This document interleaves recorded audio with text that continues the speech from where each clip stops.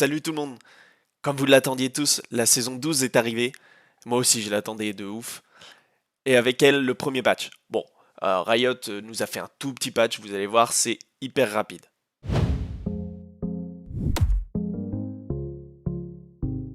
Quoi de mieux pour commencer que les champions? Et on va commencer avec Diana. Son passif a été augmenté de 10% au niveau du ratio AP. Et les dégâts sont également augmentés sur les monstres de la jungle. En deuxième champion, c'est Gangplank. C'est son A qui a été up. Il coûte moins de mana et il a moins de CD. Ensuite, c'est le tour de Rek'Sai. Le E a été nerf. En early, il changera pas. Mais par contre, la CD et les dégâts ont été nerfs jusqu'au niveau 5 du sort. Et en dernier, un champion auquel je m'attendais pas du tout, c'est Sona. Elle a eu deux nerfs. Le premier, c'est son E qui perd 2 secondes de CD à tous les niveaux. Et elle a perdu 0,3 d'armure en croissance. Sur 18 levels, c'est énorme, sachant que c'est un champion qui est très squishy. Passons aux objets. Et on commence par l'Eclipse. L'Eclipse qui est très forte depuis la pré-saison, ça on l'a tous vu. Mais elle a été nerf de 2 de CD sur son passif. Ça permettra qu'il soit moins présent pendant les teamfights. Ensuite, petit up de la force de la nature. Vous allez gagner 2 secondes sur chaque stack. Avant, elle durait 5 secondes, et maintenant, c'est passé à 7 secondes. Donc, dans les teamfights, votre passif va jamais reset, parce que vous allez toujours prendre des dégâts magiques ou des CC au moins toutes les 7 secondes.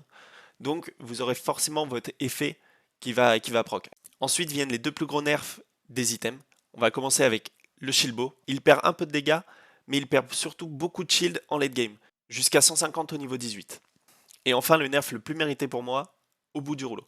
Il perd 10 de résistance magique, ce qui en soi n'est pas énorme, mais les champions qui le faisaient étaient rendus vraiment très tanky face aux mages en early et faisaient souvent le Shilbo, et du coup c'était un mélange des deux qui faisait que pour un mage le tuer c'était quasi impossible. Voilà pour les items, mais il reste un dernier point sur lequel Riot a fait une modification, et là attendez-vous à une dinguerie. C'est la téléportation. Avant, la téléportation avait moins de CD en fonction de votre level. Donc plus la partie avançait, plus vous pouviez TP rapidement. Maintenant, ça a complètement changé. Il y a deux étapes.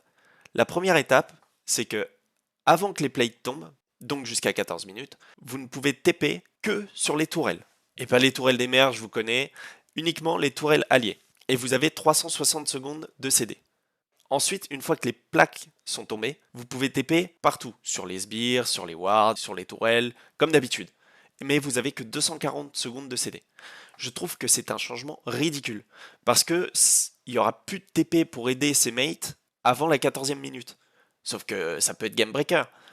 Donc là, la top lane aura un impact qui va être complètement différent. La téléportation sera plus jouée sur la top lane, sauf si vous avez un match-up négatif ou alors que vous voulez jouer safe. Mais la Lead Knight sera beaucoup plus jouée en top lane. En bonus, une petite modification qui a été effectuée, ce sont les blasons de lancement de partie. Bon, ça changera pas grand chose à votre vie, ça c'est sûr. En général, je suis pas friand des modifications comme ça, mais là je trouve vraiment qu'à partir de Master, elles sont magnifiques. Je sais pas ce que vous en pensez. Bon, après je sais que monter Master c'est compliqué, que je serai sûrement pas Master avant la fin de la saison, mais j'avoue qu'elles sont quand même très stylées. Dites-moi ce que vous en pensez, mais moi je les trouve stylées. Et voilà, c'est tout pour le premier patch de la saison 12. C'est très minime comme patch, à part pour l'aberration de la téléportation, mais ça, on passe. Je le fais en fin de vidéo, mais je vous souhaite une excellente année à tous. Et je vous dis à bientôt pour une prochaine review. Ciao tout le monde.